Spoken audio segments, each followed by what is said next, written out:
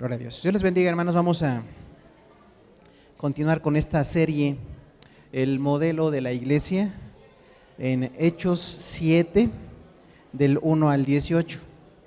Hechos 7, del 1 al 18. Y vamos a leerlo juntos para ver el mensaje de Dios para nuestra vida el día de hoy. Hechos 7, del 1 al 18. La defensa y muerte de Esteban va a ser el tema de al menos 3 predicaciones a partir de hoy, y vamos a ir desglosando todo este gran contexto del libro de los Hechos. Hoy vamos a ver del 1 al 18. Hechos 7, del 1 al 18, dice la palabra de Dios. El sumo sacerdote dijo entonces: ¿es esto así? Varones, hermanos y padres, oíd. El Dios de la gloria apareció a nuestro padre Abraham estando en Mesopotamia antes que morase en Harán, y le dijo: sal de tu tierra y de tu parentela y ven a la tierra que yo te mostraré. Entonces salió de la tierra de los caldeos y habitó en Harán, y de allí, muerto su padre, Dios le trasladó a esta tierra en la cual vosotros habitáis ahora, y no le dio herencia en ella, ni aun para sentar un pie, pero le prometió que se la daría en posesión y a su descendencia después de él, cuando aún no tenía hijo. Y le dijo Dios así: que de su descendencia sería extranjera en tierra ajena, y que los reducirían a servidumbre y los maltratarían por 400 años. Mas yo juzgaré, dijo Dios, a la nación a la cual ustedes serán siervos, y después de esto saldrán y me servirán en este lugar. Y le dio el pacto de la circuncisión, y así Abraham engendró a Isaac y le circuncidó al 8º día, e Isaac a Jacob, y Jacob a los 12 patriarcas. Los patriarcas, movidos por envidia, vendieron a José para Egipto, pero Dios estaba con él, y le libró de todas sus tribulaciones, y le dio gracia y sabiduría delante de Faraón, rey de Egipto, el cual lo puso por gobernador sobre Egipto y sobre toda su casa.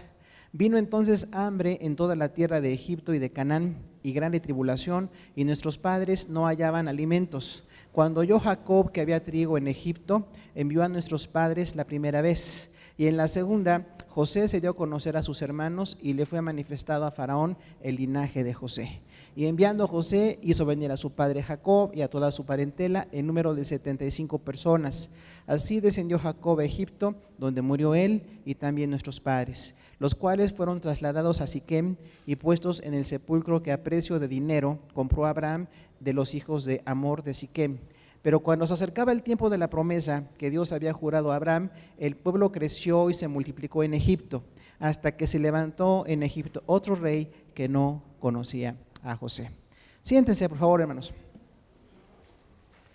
Estamos hablando de el primer mártir de la iglesia cristiana, y pues de lo grave que es la persecución en contra de la iglesia, cuando realmente la iglesia cristiana en cualquier nación es predicadora del amor, es predicadora de la verdad de Dios, y promotores de paz, promotores de la tolerancia y el respeto. Pero hemos sido objeto de mucha persecución a lo largo de los 2000 años que llevamos de ser iglesia de Cristo, y si conocemos la historia, pues tendremos muchos detalles y muchos datos de esto, y la persecución incluso hoy día se está dando en muchos lugares. Pero decíamos que principalmente se da este ataque contra la iglesia porque predicamos una manera diferente de vivir. Cuando en el mundo hay vicios y mentira, pues la iglesia predica la santidad y la verdad. Cuando en el mundo hay deshonestidad, la iglesia habla de ser honestos. Entonces hay una contracorriente o una contracultura como cristianos, que tenemos que estar viviendo los principios de la palabra de Dios. Y bueno, cuando Esteban, que ya hemos dicho que es un diácono griego, que empezó repartiendo ayuda a las viudas de la iglesia de Jerusalén, que eran miles y miles de viudas, después él empezó a orar y predicar y se preparó, y se ve un mensaje muy hermoso el que él desarrolla cuando lo llevan al concilio, lo llevan preso literalmente, y le están inquiriendo por qué predica a Jesús. Y entonces esto nos da un ejemplo de cómo debe predicar la iglesia cristiana. El gran ejemplo de predicación es Jesús, Mateo 5 al 7, usted sabe, el Sermón del Monte es la predicación más excelente que hay. Y de ahí podríamos tomar algunas cartas de Pablo, algunos escritos de Moisés, de Isaías, algunos escritos de Daniel. Y bueno, hay predicaciones impactantes, y una de ellas, Pedro también por supuesto, una de ellas es Esteban. Predicó de esta manera cuando le dijeron: ¿por qué tú estás diciendo que deben de cambiarse las costumbres de los judíos? Y ahí recordamos que hay una corriente muy fuerte a que el judaísmo permanezca en las iglesias mesiánicas o judaizantes, lo cual es un error doctrinal, porque el judaísmo ya cumplió su objetivo. En el Antiguo Testamento su única meta era que llegara el Mesías. Ellos se fueron guardados como pueblo de Dios, fueron preservados, tienen una historia impactante, pero no por ellos, sino porque de ellos iba a venir un hombre que es el Señor Jesucristo y que daría salvación a todas las naciones. Entonces hay una molestia en ese momento, en ese contexto, entre los judíos contra Esteban, porque predicaba a Jesús, porque Dios hacía milagros a través de Esteban, y entonces le están inquiriendo por qué predica de esa manera. Y vamos a hablar en este momento de dos temas en la predicación de Esteban, y bueno, le invitamos a que las próximas semanas no se lo pierda. Van a ser diferentes predicadores, pero van a hablar de toda la predicación de Esteban, y veremos cómo se predica, qué temas hay. Y hoy vamos a hablar de los dos primeros temas de esta predicación, y el primero de ellos es Abraham. Estos temas son personas, va a ser Abraham y José. Y el primer tema es Abraham, está en Hechos 7, del 1 al 8. Entonces, cuando Esteban le están presionando para que diga por qué habla de Jesús, él conoce la historia del pueblo de Dios. Como judío en las sinagogas, como griego y en sinagogas griegas tal vez, él acudió, él estudió, él escuchó. Pero cuando es cristiano, él tiene la bendición de escuchar a Pedro, a Jacobo y a Juan, y se da cuenta de lo que se predica. Entonces Esteban se vuelve un predicador, y decíamos, es el modelo de un creyente que crece. No se quedó repartiendo comida, lo cual está bien, pero él empezó a crecer espiritualmente como todos deberíamos de crecer. Empezar de obras pequeñas a obras más complejas que requieren más capacitación o más conocimiento o más experiencia. Entonces Esteban creció y ya no nada más estaba repartiendo alimento a las viudas de la iglesia, sino que se dedicaba a orar y predicar. Y entonces conoce la palabra de Dios y empieza a responderles respecto a cómo Dios usó la vida de Abraham. Dice aquí que el sumo sacerdote, posiblemente Anás, el mismo que juzgó a Jesús, porque esto pasa meses después de que Jesús murió y resucitó. Entonces Esteban les dice: sumo sacerdote, esto es así. Y entonces cuando el sumo sacerdote de ese lugar, Esteban empieza a predicar. Esto nos enseña que siempre utilicemos la oportunidad de predicar la palabra de Dios. Cuando alguien nos pregunte: ¿es esto así? ¿Qué tenemos que hacer? Pues aprovechar la oportunidad y decirle: me está diciendo que le predique. Y aunque ese era el sumo sacerdote y le dice: ¿es esto así? En el Sanedrín, Esteban utilizó la oportunidad de predicar el evangelio. Y él empieza a hablar directamente de Dios. Versículo 2 dice: varones, hermanos y padres, oigan, el Dios de la gloria se apareció a nuestro padre Abraham estando en Mesopotamia antes que morase en Harán. Eso está en Génesis 12, ¿no? Está en Génesis 12 en adelante, cómo Abraham va viajando porque Dios le habló. Ahora, esto que está usando Esteban es muy importante, se llama punto de contacto en el evangelismo. El evangelista no tiene que ser diferente de la persona a la que evangeliza, porque entonces la persona evangelizada se siente rechazada. ¿Qué punto de contacto tenemos con ellos? Bueno, pues ser mexicanos, o que muchos dicen que son cristianos. Así tendríamos nosotros también que hacer un punto de contacto. Entonces Esteban usa a Abraham. Dice: ¿ustedes creen en Abraham? Bueno, yo sé de Abraham. Y entonces al predicar a Jesús, les predico también lo que pasó con Abraham. Pero lo importante es que Abraham no era la meta era Jesucristo, ¿verdad? Y la vida preciosa de Abraham, impactante en mucho, era nada más el modelo de un hombre usado por Dios para fundar una nación de la cual vendría el Salvador. Y dice ahí el versículo 3, y le dijo: sal de tu tierra y tu parentela a la tierra que yo te mostraré. ¿Recuerdan ustedes que Dios le dice a Abraham esto? Porque realmente cuando la tierra y la parentela se oponen a la obra de Dios, ¿qué tenemos que hacer? Abandonar, poner en segundo lugar, porque no podía Dios en un lugar de idolatría tan tremenda como era Mesopotamia, usar a Abraham. Entonces Dios le dice: tienes que irte de aquí, voy a hacerte una nueva revelación. Y Abraham deja su idolatría, deja a su familia y comete el error de no dejar a su papá. ¿Recuerdan? Dios le dijo: tú te tienes que ir, pero Abraham se fue con su papá y con Lot.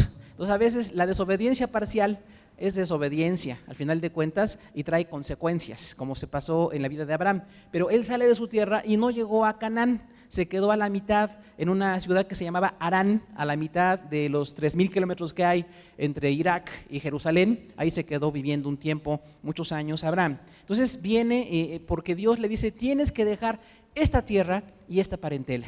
Nosotros como cristianos no podemos dejar la tierra a la que amamos. Hoy que estamos en el sentido patrio, amando mucho a México, pero sí tenemos que dejar lo que no está bien delante de Dios en México. Hay cosas que están bien y hay cosas que no están bien. Entonces lo que está bien hay que seguirlo practicando.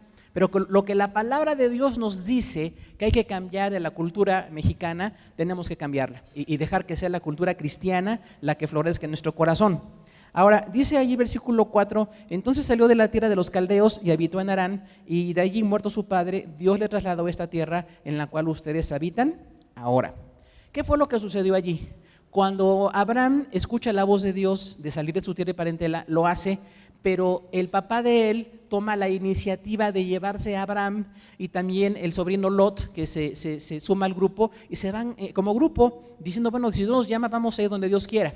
Entonces decíamos, a veces una obediencia parcial es como una desobediencia, porque Abraham no dejó a su tierra y a su parentela, se llevó parte de su parentela, ¿no? Y se llevó parte de la raíz de su tierra que estaba en idolatría. Ahora, cuando Dios nos dice a nosotros que le sigamos, los mexicanos cristianos no dejamos a la familia, pero sí tenemos que dejar muchas prácticas, ¿verdad? Tenemos que dejar muchas costumbres que están mal en cuanto a la palabra de Dios y sin que dejemos al papá o a la mamá o sin que dejemos a nuestra nación tan hermosa, sí vamos dejando algunas culturas, algunas tendencias que no sirven en la obra de Dios. Y tenemos que irlo haciendo, hermano, de una manera paulatina. Porque a veces la familia se reclama, ¿no? Y ya no cuenta con nosotros los domingos en la mañana, o ya no somos como antes éramos, y empieza a haber un cierto criterio de duda en cuanto a nuestra fe, o hay un ataque, y el cristiano firme tiene que permanecer, y bueno, después de cumplir con las cosas de Dios, voy a ver a mi familia. Después de cumplir en las cosas del evangelio, puedo seguir haciendo todo lo que antes hacía y que no esté mal delante de Dios. Pero si hay un cambio en el cristiano, tiene que haber un cambio en la conducta, tiene que haber un cambio en la percepción de muchas cosas. Dice el versículo 5 que Dios le hizo una promesa a Abraham, y esto lo usa Esteban para, como decíamos, punto de contacto con los judíos, pero da un gran ejemplo y un resumen preciso de cómo fue la vida de Abraham. ¿Qué nos enseña aquí el hermano Esteban? A estudiar la palabra de Dios con seriedad. No solamente ir a un culto y medio escuchar un poquito. ¿Usted sabe qué porcentaje se nos queda de lo que escuchamos? Un 3%. Entonces, querido hermano, si usted escucha la predicación, se le va a quedar un 3%. Y si de ese 3%, a ver cuánto le hacemos caso a la predicación, pues se queda muy pobre la cosa. Entonces, sí necesitamos escuchar más, reunirnos en grupos, en células, escuchar más enseñanzas para nutrirnos de la palabra. Por supuesto, leer la palabra, hacer nuestro ayuno, nuestra lectura devocional. Hay que buscar de Dios. Pero en este caso Esteban tiene tal conocimiento que nos damos cuenta que estaba en serio estudiando la palabra de Dios. La expuso con una gran precisión. Diríamos que todos nosotros deberíamos exponer con precisión la palabra de Dios. Porque si nada más voy un ratito al culto porque tengo la costumbre, no estoy yendo al fondo. Tengo que ir a más discipulados, ¿no? Las iglesias que tenemos actividad los sábados, esta iglesia es de sábado, para que vengamos a capacitarnos y el domingo a servir y en la semana a seguir sirviendo, pero es una forma de nutrirnos con la palabra de Dios. Entonces hay que aprender a nutrirnos de ella.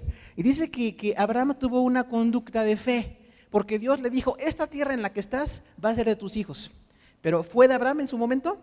Dice la palabra que ni siquiera para sentar un pie fue su tierra. Siempre fue extranjero en la tierra de Canaán. Y esta extranjería de Abraham nos enseña que también nosotros somos peregrinos y extranjeros. Aunque tengamos una mexicanidad, aunque usted tenga una casa propia o tenga una nacionalidad, como cristianos sabemos que no tenemos el hogar permanente aquí en la tierra. Hay cosas preciosas en la nación, hay cosas preciosas en nuestra vida, pero no es la meta final lo terrenal. La meta final es la glorificación de los santos, como veíamos hoy en la mañana, ¿no? Entonces, tenemos las cosas que bueno, no las tenemos ni modo, pero lo que sí hay que continuar es con la esperanza de fe. Y una cosa que Abraham enseña, hermanos, es la gran paciencia.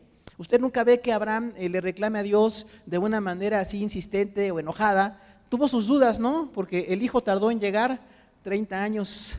Algunos ya íbamos compitiendo con Abraham, más o menos, ¿no? Pero pues Dios no quiso y ya no competimos. Pero imagínense, las promesas de Dios pueden tardar, porque a veces todo lo queremos automático, ¿no? Decimos, yo ya lo quiero, ya, Señor. Y Dios dice, no, te lo voy a dar mañana, en 1 año, en 2, en 3, en 5, en 10.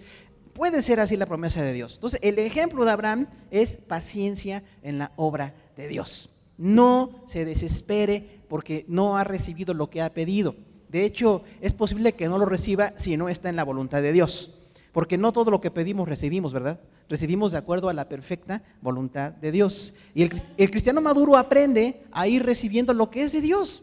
Y lo que no es de Dios, aprendemos a ya ni extrañarlo. Porque aunque nos gustaba o queríamos tenerlo, Dios dice que no, o que tenemos que esperarnos. Otro aspecto de Abraham, además de esperar en la promesa, es el sufrimiento, versículo 6. Dice así, y le dijo Dios así, que su descendencia sería extranjera en tierra ajena, y que los reducirían a servidumbre y los maltratarían ¿por cuánto tiempo? 400 años.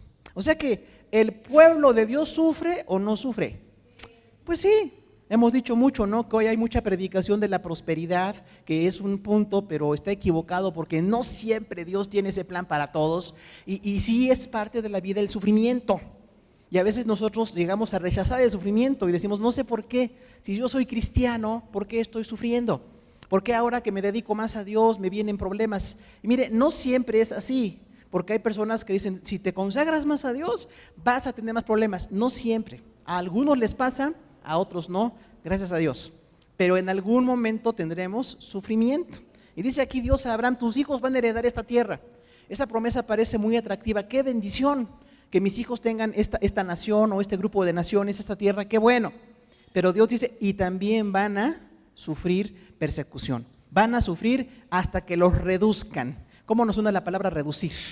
Es humillación, detener, limitar, es hacer menos. Y fue lo que pasó en Egipto. Van al imperio mundial de su tiempo los judíos, y este imperio mundial al principio con José los reciben bien, los tratan bien, pero dice después se levantó un faraón que no conocía a José. Históricamente decimos que cuando llegó José a Egipto, la tribu de faraones que reinaba se llamaban ¿cómo? ¿Se acuerdan? Los Ixos, con H, Ixos. Y estos Ixos es un grupo pues africano, por supuesto del sur, y reinaban en el tiempo de José. Pero cuando José muere, a las pocas décadas llega otra tribu de faraones que se llaman los tebanos, ¿de acuerdo? Los tebanos, y entonces es otra tribu que no reconoce lo que hicieron los Ixos. Ahora, esto no está en la Biblia, está en la historia. Por eso también tenemos que estudiar la historia un poquito, y hay ese cambio, y ya no simpatizan con los judíos, y así como los Ixos tenían a los judíos como amigos, ahora los tebanos los ven como esclavos, y están matándolos hasta que se acuerdan ustedes, ¿no? Que querían que murieran todos los niños varones al nacer. Hay una persecución.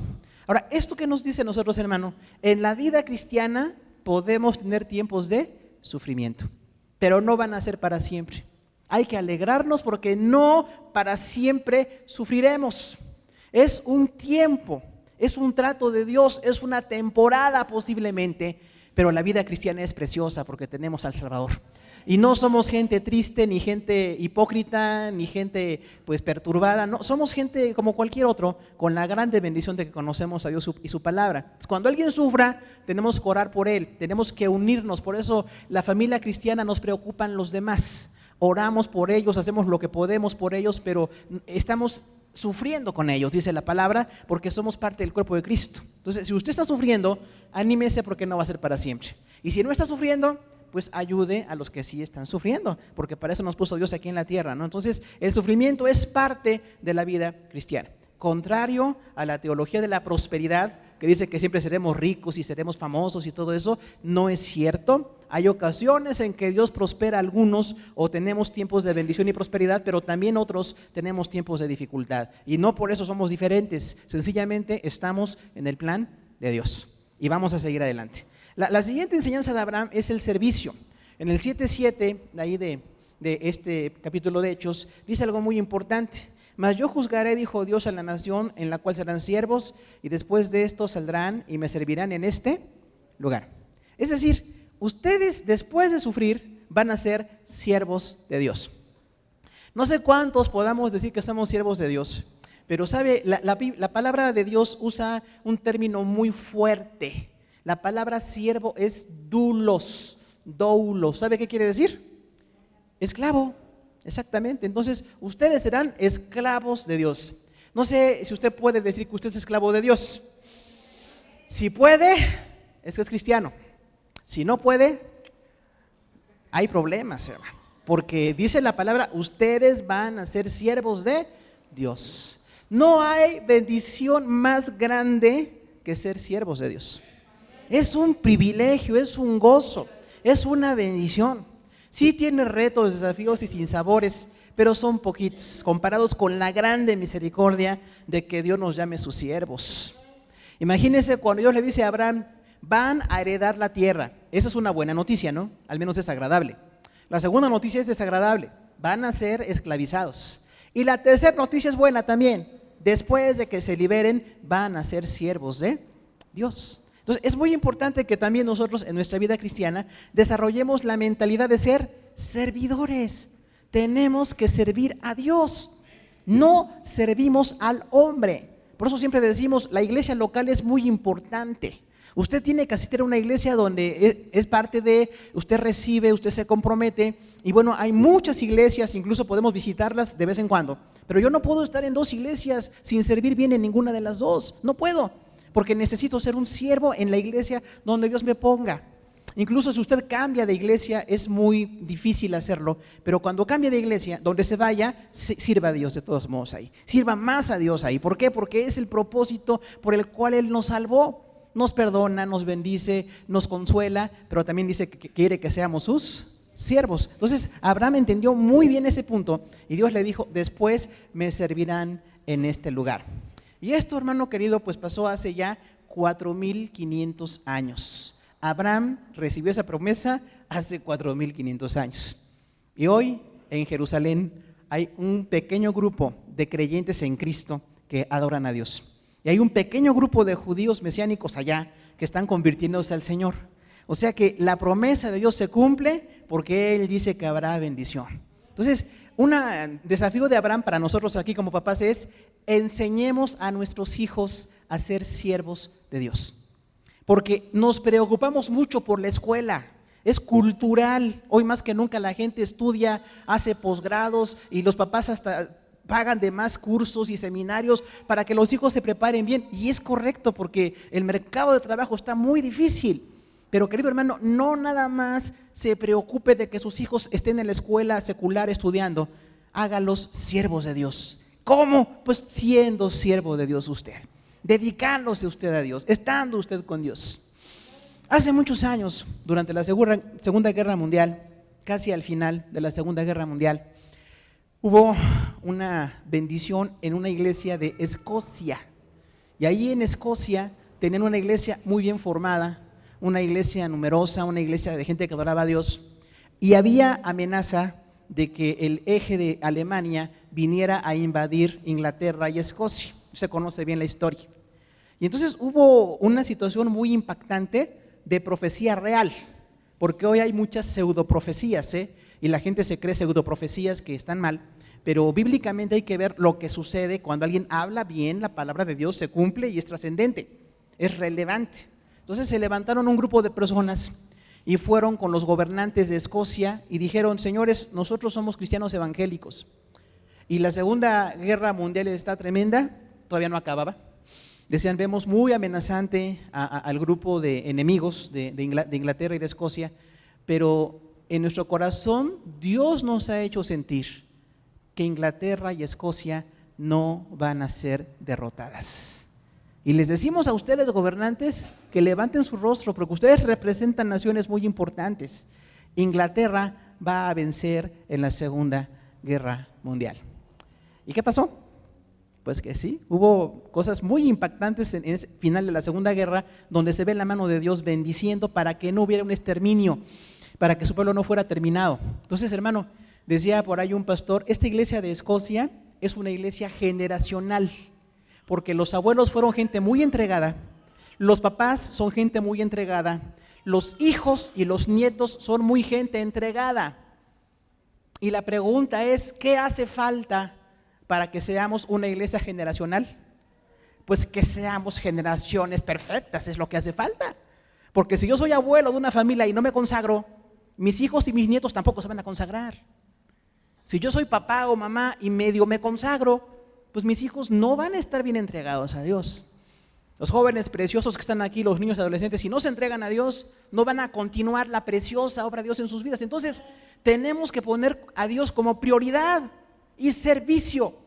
Cada que usted va un domingo a su iglesia o un sábado en célula, no viene a entretenerse, viene a servir a Dios. ¿Y sus preciosos hijos que están aprendiendo? Pues a servir a Dios, hermano. Es una bendición increíble para ellos, ¿no? Aunque hemos dicho no por nacer de familia cristiana, son cristianos, tienen ellos que tomar su decisión, tienen ellos que entregarse a Dios, pero ¿de qué tienen ejemplo? Pues del abuelito, del papá y la mamá entregados a Dios, y no pueden negarse a la fe porque es impactante la generación que a sus hijos los hace siervos de Dios. Al hijo de Abraham no le fue difícil ser un siervo de Dios porque tiene el ejemplo de sus papás, que no fueron perfectos, usted sabe, aquí tampoco nadie es perfecto, pero sí tenemos el ejemplo de servicio. Sirva a Dios y sus hijos van a ser bendecidos. Dice la palabra de Dios que cuando alguien es creyente, aún sus hijos y sus nietos van a seguir siendo bendecidos. ¿Por qué? Porque ven principios de servicio, principios de palabra. En la casa cristiana somos diferentes absolutamente, porque el Rey de Reyes es el Señor. Y en las casas de los no cristianos pues hay muchas tendencias. Entonces Abraham fue diferente en ese sentido, aunque hubo algunos errores, pero él fue un hombre de una generación perfecta. La pregunta para nosotros es, ¿somos generaciones perfectas? De servicio, de entrega, de oración, de benignidad hacia los demás. Bueno, tenemos que hacerlo y Dios nos da la oportunidad. Además de estar súper ocupados en lo material, hay que ocuparnos en lo espiritual y que los hijos también sean siervos de Dios. Otra cosa importante de Abraham es un pacto. En el versículo 8 dice, y le dio el pacto de la circuncisión, y así Abraham engendró a Isaac, y le circuncidó al 8º día, Isaac a Jacob, y Jacob a los 12 patriarcas. Entonces, hermano, cuando Dios hace un pacto, los beneficiados siempre somos nosotros. Ahora, en el pacto, Dios demanda grandes cosas, ¿cierto? Dios demanda mucho de los cristianos. Nos demanda santidad, fe, entrega, consagración, trabajo. Demanda de nosotros paciencia, pero Él nos da vida eterna.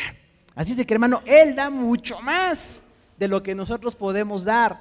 Y aprendemos a darle a Dios en ese pacto. Decimos, Señor, yo te doy mi vida, te doy mi tiempo, mis talentos, te doy mi confianza y tú haces lo que tú quieras. Y hermano, cuando Dios le dice a Abraham, tu simiente van a ser bendecidos en Génesis 3, y los que bendigan a los judíos van a ser bendecidos, y los que maldigan a los judíos van a ser maldecidos, hermano, se cumple. Y en tu familia van a ser benditas todas las familias de la tierra.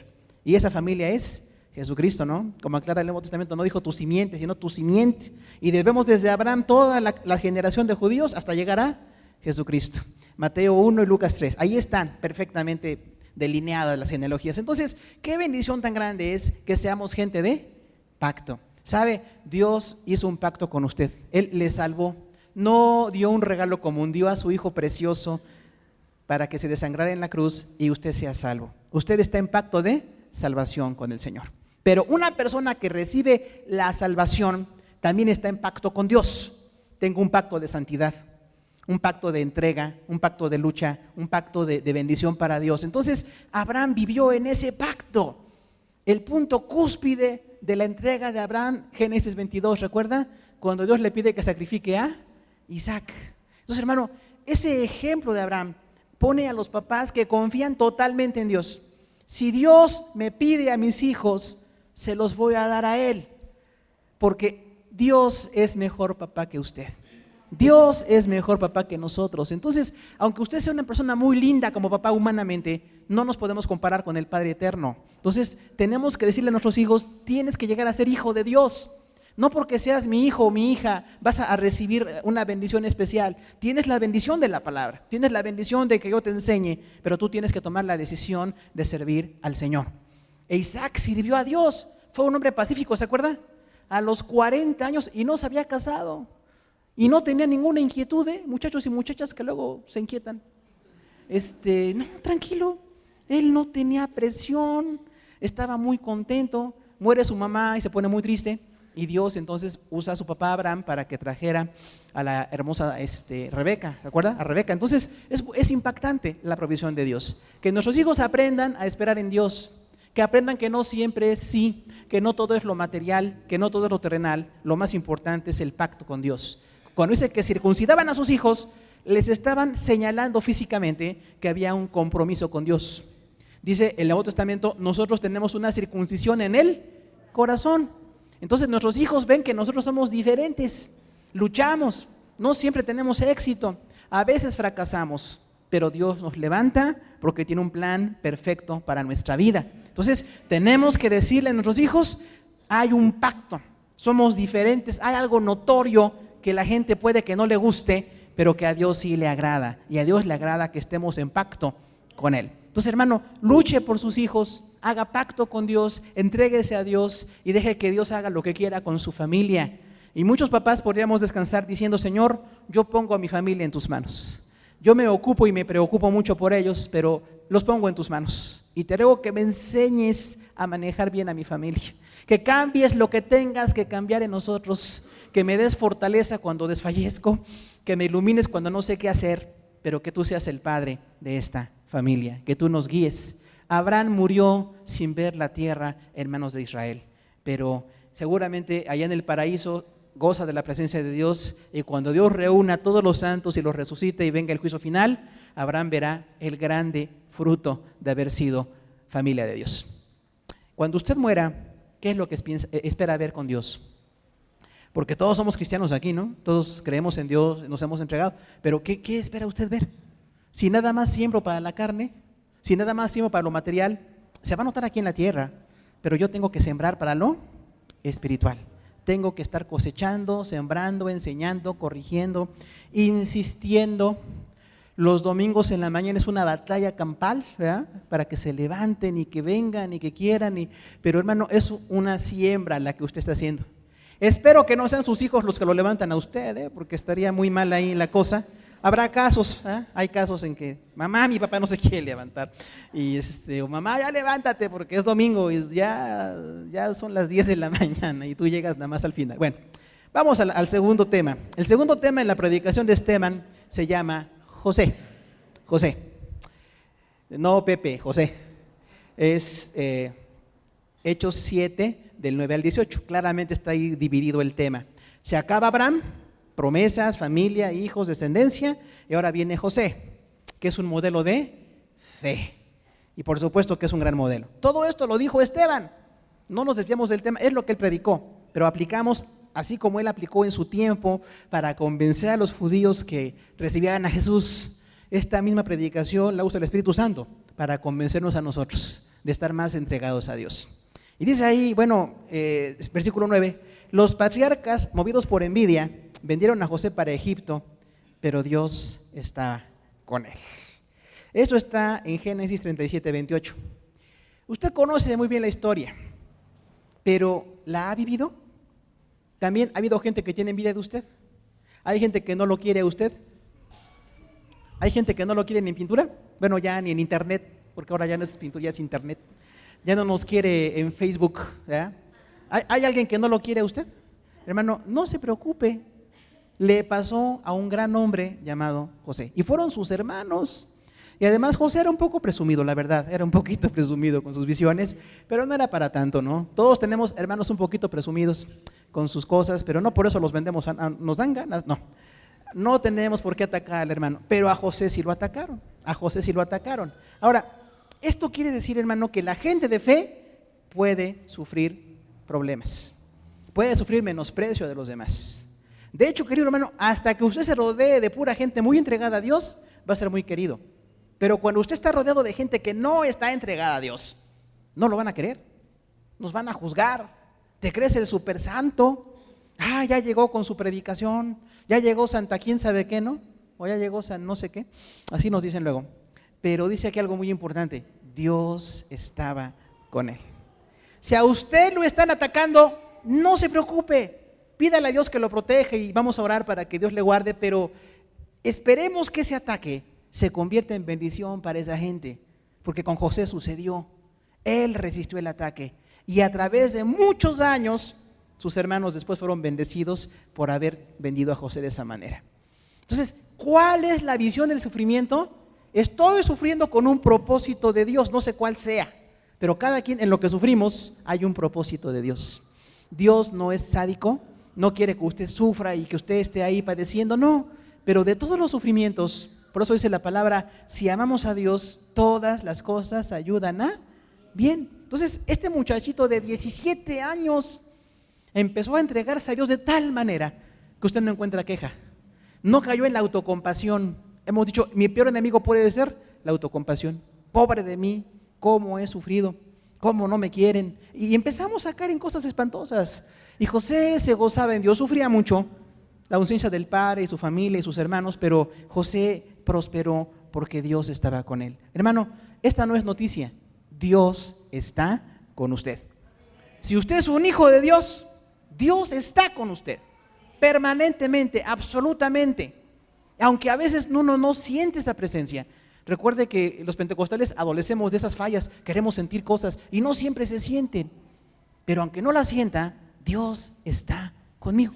Lo importante es que como José no caigamos en fallas morales, no empecemos a cometer pecado como todos, porque a José lo tentaron por todos lados y él decía, yo no le puedo fallar a Dios, yo no puedo fallar. Sí, es una tentación fuerte, pero no voy a fallar porque Dios está conmigo. Versículo 10 dice, y le libró de todas sus tribulaciones y le dio gracia y sabiduría delante de Faraón, rey de Egipto, el cual lo puso por gobernador sobre Egipto y toda su casa. ¿Quién nos liberta de las aflicciones? Dios, hermano. ¿Cuánto tiempo tarda mi aflicción? El que se necesite. Hay quienes sufren poco tiempo y hay quienes sufren mucho tiempo. José sufrió muchos años, pero cuando Dios dio el fruto de ese sufrimiento, José fue muy bendecido, ¿verdad? Y José perdonó y hasta dijo, olvídenlo. Cuando sus hermanos tenían miedo que muere Jacob y le dicen, papá va a morir, ¿nos vas a respetar o vas a vengarte de nosotros? Y José lloró. O sea que algunos podemos llorar de todos modos, ya tenemos un modelo bíblico para llorar. Y él lloró y dijo, no les voy a hacer nada, yo les perdoné y veo que Dios los usó para que hoy haya vida para mucha gente. Entonces, un cristiano tiene que ver el sufrimiento como una oportunidad para que otros sean bendecidos. El cristiano inmaduro no acepta el sufrimiento. Hay iglesias y grupos que predican la prosperidad así, como que nunca va a pasar nada. Dios quiere que tú seas famosísimo, Dios quiere que tú seas X. No es cierto. Es posible que en el plan de Dios cada quien seamos diferentes y algunos tengan esas bendiciones, pero no todos.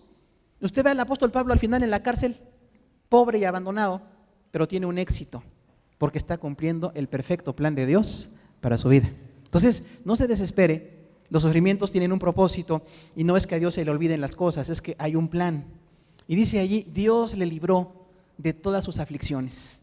José sintió un gran dolor al ver que sus 10 hermanos no lo querían. Sintió un gran dolor al ver que lo querían matar. Sintió un gran dolor al ver que lo meten en una cisterna. Y sintió un gran dolor al ver que lo venden como esclavo. Imagínense usted, y esos son los 10 patriarcas de Israel. Por eso decimos, no hay hombre perfecto, solamente Jesucristo es un hombre perfecto y los creyentes nos perfeccionamos con la gracia de Dios. Pero todo ese sufrimiento se cambia en una grande bendición. Y José fue un hombre trabajador. Recuerde, los cristianos tenemos que ser gente trabajadora.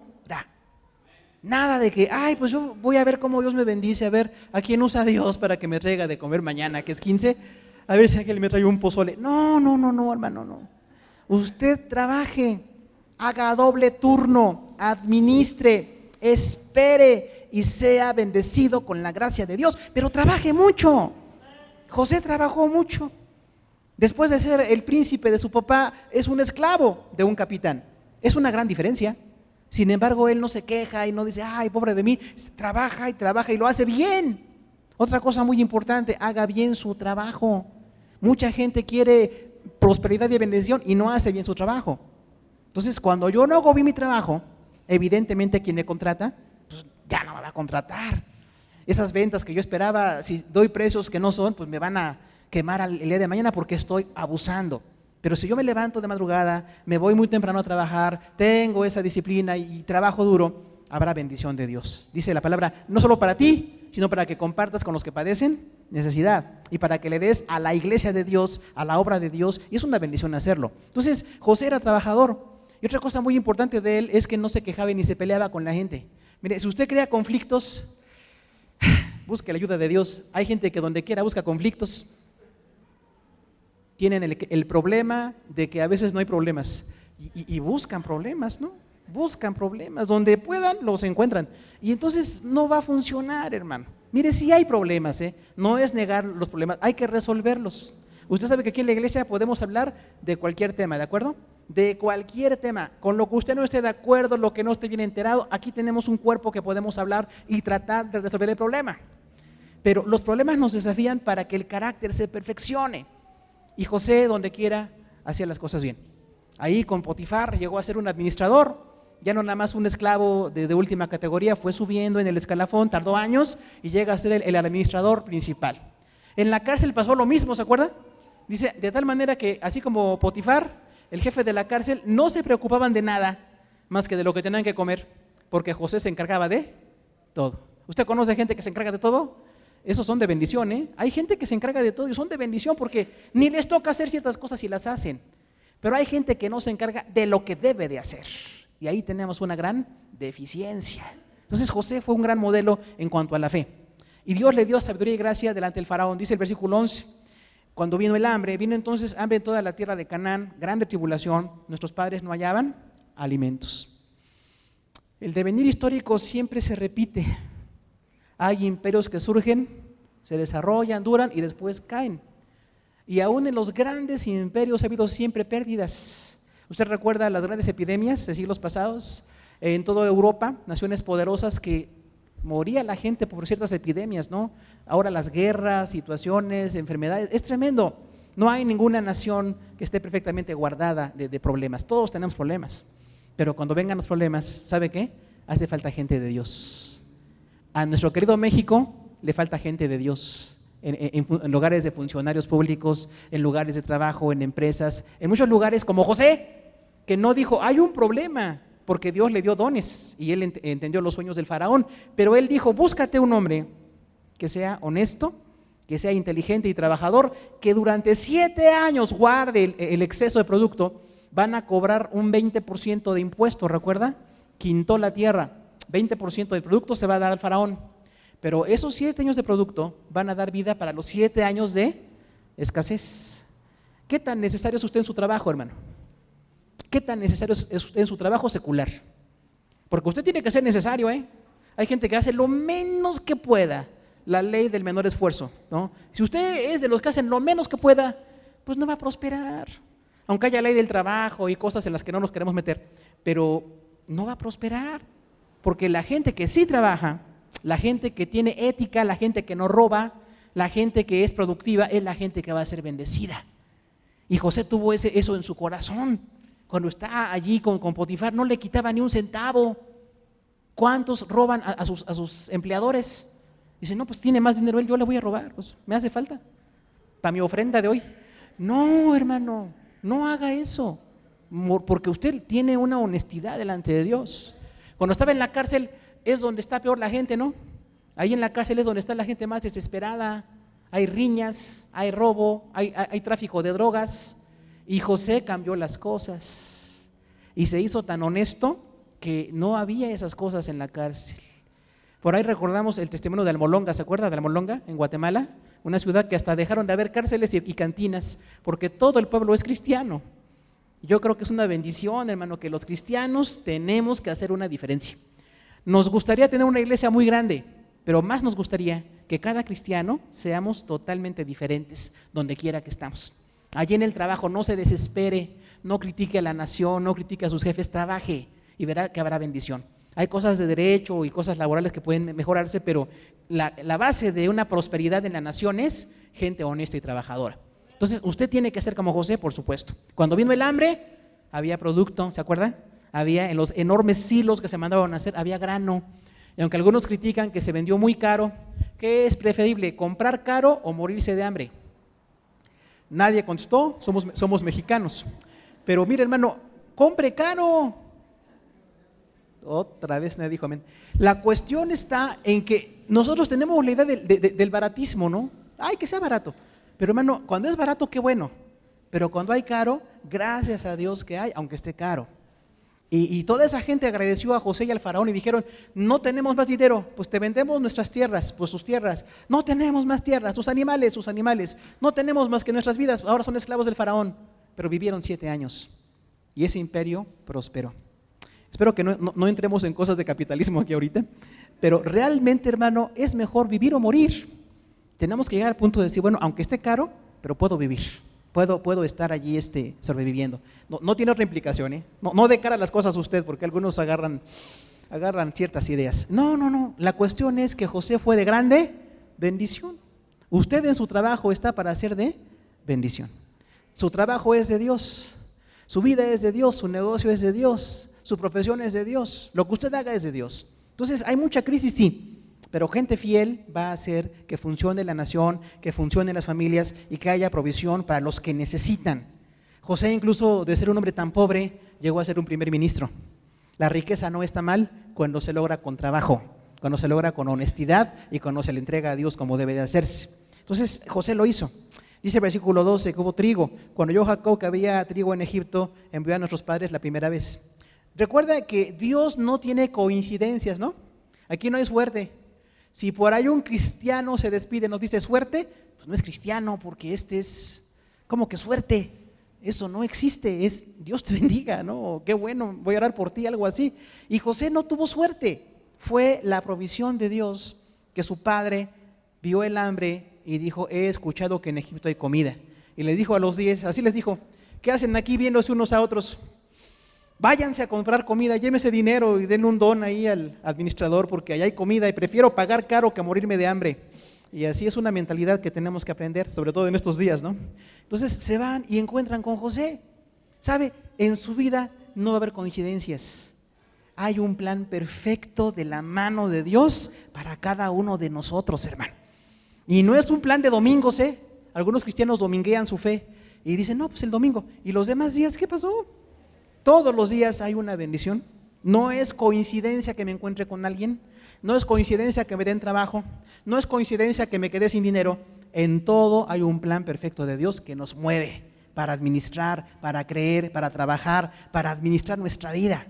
Y entonces José no sabía cómo Dios iba a regresarle a su familia. Y hermano querido, muchos hoy tenemos también una disolución familiar. Estamos divididos, muchos por ser evangélicos se han peleado con nosotros, pero hay que orar por la familia. Usted sea amable con todos, recíbalos, espérelos y en algún momento Dios va a reincorporar a la familia. Por eso oramos, ¿verdad? Por ese papá que no se ha convertido, ese esposo, esa esposa, esos hijos. Estamos orando hasta que se conviertan. Algunos tardan décadas, pero nosotros oramos décadas, no importa, vamos a orar y va a haber bendición. Dice el versículo 13 que entonces viene la familia, hay un linaje. Y en la segunda José se dio a conocer a sus hermanos y fue manifestado a Faraón el linaje de José. Es importante la familia, hermano. Lo más importante después de la salvación es la familia. Y ahí tenemos que cambiar parámetros, tenemos que cambiar valores. Porque algunos pensamos que después de la familia lo más importante es el trabajo, ¿no? O que lo más importante es el dinero o acumular ciertas cosas. Todo eso es bueno, puede ser necesario, pero lo más importante es la familia.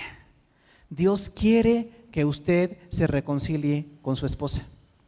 Siempre que se pueda, hay veces que ya no se puede, pero siempre que se pueda, reconcíliese con su esposo o su esposa. No estemos peleando todo el tiempo hasta que se muere y decimos, ay, qué buena persona era. Qué bueno que se murió. No, qué buena persona. No, hermano, hay que resolver la situación. Tenemos que cambiar, entregarnos, dedicar tiempo a aprender. Aquello de Marte y Venus lo aprendemos y bueno, buscamos de Dios. Ame a sus hijos, aunque usted está presionándolos para que sigan a Dios. Pocos hijos siguen a Dios de corazón, ¿verdad? No sé cuántos papás aquí digan, mis hijos siguen a Dios de corazón, hermano. No sabe qué bendición. La mayoría de los hijos no siguen a Dios de corazón. Es una batalla con ellos, es una oración con ellos, una enseñanza, una corrección. Pero es una siembra que hacemos para vida eterna. Entonces hay una bendición en la familia. ¿Se acuerda que José hasta gritaba cuando se encontró con sus hermanos? Tenía mucho dolor, Sí, encerró a uno de ellos. No todos somos perfectos, algunos somos medio vengativos, ¿verdad que sí? Los que están riéndose son vengativos. Bueno, entonces dejó a uno en la cárcel un tiempito, nada más un tiempito, pero le dejó la cárcel limpia, no se la dejó como cuando él la recibió, lo dejó en una cárcel bien bonita, ¿no? Pero cuando se reencuentra con sus hermanos, lloró. ¿Podemos llorar? Podemos romper esas ataduras de conductas, de falta de perdón en la familia, situaciones. Dios tiene el control de nuestra familia para que sea de bendición. No todos en nuestra familia siguen a Dios. Quisiéramos que fuera así para bendición de ellos. Pero cuando no siguen a Dios, seguimos orando, seguimos dándoles testimonio, seguimos portándonos bien con ellos para que se conviertan en Cristo. Entonces es muy importante ese linaje de José. Ahora dice una venida, versículo 14, y enviando José hizo venir a su papá Jacob, a toda su parentela, en número de 75 personas. Esto lo predicamos hace tiempo, pero fue una bendición impresionante, porque dice la palabra de Dios que cuando José ya perdona a sus hermanos y lloran y come con ellos, de todos modos a Benjamín le da más cosas que a sus demás hermanos, lo cual tampoco está muy bien, pero algunos somos así, ¿verdad? Algunos, casi pocos somos así. Y dice la palabra que entonces dijo al faraón, son mis hermanos y tienen hambre allá en Canaán. Y el faraón le dijo, trae a tu papá. Dice que los egipcios abominaban de los pastores. Dice, bueno, como son pastores, tenlos lejos, tenlos allá en Gosén, pero que venga tu papá para conocerlo. ¿Dios nos honra o no nos honra, hermano? Con gente importante, con príncipes, Dios nos va a bendecir si somos honestos. Y dice la palabra que el faraón le dio 70 carros de lujo. ¿Qué carro le gusta a usted ahorita? Ahí sí empezamos a contar algunos. Bueno, Dios no le mandó un carro, le mandó 70. ¿A cuánto nos gustaría mandar a traer a nuestro papá o nuestra mamá con 70 carros? ¿Verdad? Oiga, hermano, no con uno, ni con dos. Dios es abundante, hermano. ¿Qué quiere usted? Dios es abundante. Le dieron 70 carros. Y entonces trae a su papá. Y vienen 75 personas y se estacionan allí en Gosén. Y después cuando José se presenta ante Faraón, dice, tengo pocos años, 130. Algunos cristianos somos así, que queremos más y más y nada nos llena. Pero fue una grande bendición la de Jacob, ¿no? Y soy un hombre grande y aquí está mi familia. Y Faraón dijo, qué bueno que estés con nosotros. Dios bendice a la familia de quienes son esclavos de Él. Si usted es un siervo de Dios, y esto es una sierva de Dios, enseña a su esposo, a sus hijos, a su abuela, a su padre, a toda la familia a ser siervos de Dios y verá cuántas honras vendrán y cuántas bendiciones sobre su vida. Claro que es difícil, ¿no? Luego la familia ni quiere, los invitamos y no vienen, se hacen los dormidos los domingos en la mañana, ahí estamos a las 10 de la mañana, algunos por eso hoy llegamos tarde, que fuimos por alguien a las 10 de la mañana. Bueno, entonces José fue bendecido con esto.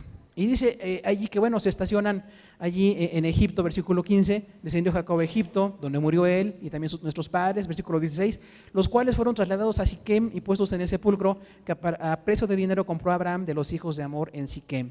Esto habla, hermano, de una esperanza. José tenía una esperanza. Y les dijo a sus hermanos, si me muero, no me dejen aquí en Egipto. No quiero el sepulcro real de los faraones, llévense mis huesos a la tierra de Canaán. O sea, él esperaba que en Canaán hubiera bendiciones. Y la grande bendición de Canaán es que ahí nació Jesucristo, ahí murió y resucitó el Señor Jesús. Entonces, hermano, ¿hay esperanza o no hay esperanza? Sí. Por favor, hermano, levante su corazón. Hay muchos problemas, sí, pero hay una gran esperanza. Dios nos va a bendecir, Dios tiene proyectos, Dios tiene planes, Dios tiene una bendición que darnos. Porque hay cristianos que sufren la fe y viven en una neurosis espiritual ahí de sufrimiento y llanto y ni se entregan bien a Dios, ya como sufren, pero ese no es el plan. Hay que entregarnos más y ver las bendiciones de Dios. Cada que usted tenga una bendición de Dios, dele gracias, hermano, porque algunos ni las vemos, decimos, pues no, Dios no ha hecho nada conmigo. ¿Cómo? ¿Qué ceguera tan espantosa? Dios hace cosas grandes con todos los cristianos. Aunque todos somos diferentes, no hace lo mismo con todos nosotros, pero Dios hace grandes cosas. Entonces hay que ser agradecidos con Dios por la bendición de estar en su palabra, comprometernos con Él, servirle, cambiar, que nuestra familia sirva a Dios. Dice el versículo 17, hay una bendición en el pueblo. Cuando se acercaba el tiempo de la promesa que Dios hizo a Abraham, el pueblo creció y se multiplicaba en Egipto, versículo 18, hasta que se levantó en Egipto otro rey que no conocía a José. Es decir, aún después de las bendiciones pueden venir nuevas crisis. Lo importante no es que no haya crisis, sino que estemos preparados para superarlas. Si usted es un cristiano ejemplar, como debe de ser, si usted enseña una fe generacional, está dejando a sus hijos equipados para la vida. Porque José parecía que te lo tenía todo. Primer ministro, un hombre rico, el más poderoso después del faraón. Su familia está en un lugar de privilegio. 70 carros de lujo fueron por ellos, dice ahí Génesis. Pero cambió la cuestión política. Y van a cambiar, La política siempre cambiará, la historia siempre cambiará. Pero lo que no tiene que cambiar es el corazón de los que seguimos a Dios. Así es que hoy que somos papás y mamás y gente ya joven y adulta, tengamos una meta, que nuestros hijos sean firmes en la fe. Hoy tal vez tenemos una casa, tal vez les tenemos estudios, les tenemos lo que necesitan, pero no sabemos qué va a pasar mañana, hermano. Nadie conoce el futuro. Sin embargo, la única seguridad no es que les dejemos cuentas bancarias que son buenas, no es que les dejemos casas y bienes que son buenos. Lo que tenemos que dejarles es la mentalidad de siervos de Dios para que superen la crisis. Y los descendientes de José y de los otros patriarcas sufrieron 400 años, vejaciones, humillación, pobreza. Ese puede ser parte del plan de Dios, puede ser parte de lo que todos pasamos. Pero si somos fieles al Señor, Dios nos va a levantar. Y Dios, que hizo grandes cosas con José, hizo más grandes cosas con Moisés. Pero eso lo veremos la próxima semana. ¿Por qué no nos ponemos de pie y decimos, Señor, estos dos ejemplos que predicó Esteban, Abraham y José, queremos aprender de ellos? No sé cuántos aquí que somos papás quisiéramos que nuestros hijos sean siervos de Dios, hermano. Yo creo que todos, pero hay que orar por eso. Hay que cambiar, hay que trabajar, hay que seguirlos invitando, aunque algunos hijos no están en Cristo hoy, pero queremos orar y ayunar y seguirles invitando, ¿no? Y que seamos gente de fe. Y en el caso de José, paciencia, ¿verdad? Tribulaciones, sí, pero tenemos la paciencia porque el Espíritu Santo la produce en nosotros. Si quiere usted orar en su lugar o aquí enfrente de donde usted quiera, digámosle a Dios, Señor, yo quiero seguir el ejemplo de Abraham y de José, que aunque no sea igual que ellos nunca, pero sí en mi circunstancia, en mi contexto, tú te muevas. Yo quiero ser un buen padre, quiero cambiar como papá, quiero que tú me guíes para corregir a mis hijos, quiero que tú me guíes para ser un ejemplo para ellos, que ellos vean lo que yo les predico, no de palabra, sino de hecho, como Abraham le enseñó a su hijo. Y yo quiero, como José, Señor, pasar la prueba. ¿Está usted sufriendo ahorita? ¿Hay cuestiones difíciles? Hermano, entréguelo a Dios. Dígale, Señor, aquí está todo esto. No sé cuál es el tiempo de mi sufrimiento, pero sí creo que tú me vas a librar del sufrimiento, de la prueba, de la aflicción, de la envidia, de todo lo que padeció José. Dios nos puede liberar. Vamos a orar al Señor. Señor, te damos las gracias en esta tarde. Gracias por esta palabra preciosa que tú nos das, Señor, que es la guía para nosotros, Señor. ¿Qué haríamos sin esta palabra que nos da la base para la vida? Pero qué importante es ver allí, Señor, que en la predicación de Esteban, él tuvo el valor de hablarle a un sumo sacerdote, a 70 ancianos en el concilio, y se presentó con valor, Señor. Hoy nosotros tenemos que ser evangelistas valientes. También tenemos la gran meta de hablarle de Cristo a nuestros jefes, a nuestros compañeros, a nuestros hermanos y amigos, a nuestros familiares, a toda la gente que tú pongas cerca de nosotros, Señor. Quizás no podemos hablarle a todos, o habrá tiempos, o habrá lugares, pero que tengamos la meta, Señor, de hablarles. Que así como Esteban aprovechó la oportunidad cuando le dijo a aquel príncipe del concilio, ¿es esto así? Y José y Esteban dio una predicación impactante de Abraham y de José. Señor, nosotros tenemos también que predicar hoy. El mundo necesita la palabra de Dios. Nuestros compañeros, nuestros vecinos, nuestros familiares necesitan la palabra de Dios. Tenemos que usar esa autoridad para hablar, para predicar, para llevarles vida a través de tu palabra, Señor. Y como Abraham te pedimos que nos enseñes, Señor, este hombre que llaman el padre de la fe. Nosotros también tenemos que ser gente de fe, Señor. aunque no somos judíos, aunque no seguimos ceremonias ni prácticas judías, somos la iglesia cristiana. Y si tenemos hoy retos, Señor, como papás, hoy la crisis principal está en la familia, Señor. Las grandes batallas no están donde hay guerras que son terribles. La batalla más grande está en las familias, donde se está disolviendo el vínculo del matrimonio, donde están disolviéndose las relaciones de padres e hijos, donde hay odio entre hermanos, donde hay una deserción familiar en la adolescencia. Señor, estamos siguiendo modelos que ya está demostrado que fracasan, pero tenemos que volver al modelo de Cristo, Señor. Papás y mamás, que nos esforcemos por nuestros hijos, pero no solamente por lo material, Señor, no solo por la escuela, por el posgrado, no solo por el diplomado, sino por lo espiritual, por la iglesia, que nuestros hijos sean esclavos de Cristo si nosotros somos esclavos de Cristo. Y ese es el término que usa la palabra, Señor. Abraham lo entendió, y habiendo sido un hombre rico, fue después un peregrino que estuvo viviendo como pobre, pero sabiendo que había una promesa, Señor, que esta tardó 30 años en que viniera un hijo. Nosotros te agradecemos porque a veces hay promesas que parecen tardarse, pero tú tienes un plan perfecto, tú sabes cuándo vas a cumplir esa promesa, Señor. Y en el caso de José, la paciencia, cuánta paciencia tuvo que usar este hombre, Señor, que lo envidiaron, que lo atacaron, que lo menospreciaron, que lo vendieron como un esclavo, Señor. Hoy te pedimos que limpies nuestro corazón. Si estamos resentidos con papá o con mamá o con hermanos o con alguien de la familia, Señor, por alguna situación, te pedimos que tú nos ayudes a perdonarlos, nos ayudes a bendecirlos en el nombre de Jesús, hablándoles la palabra, perdonándoles, liberándoles, Señor, de todo esto que nos hicieron y dejándolo en tus manos, porque tú eres el juez. Tu palabra dice que aunque José murió y hubo un faraón que no conocía a José, tú eres el juez que estuviste al frente de aquel juicio contra Egipto por lo malo que hicieron contra Israel, Señor. Y este precioso grupo de hermanos y hermanas que estamos en el altar, nos ponemos en tus manos, Señor, para pedirte, aquí está nuestra vida, bendícenos, Señor. Fuera de ti no hay nada, no podemos dar fruto fuera de ti, no podemos tener esperanza fuera de ti, porque separados de ti nada podemos hacer, Señor. Abraham, un hombre de fe; José, un hombre de paciencia. Son dos aspectos que hoy nosotros necesitamos desarrollar a la misma medida que ellos,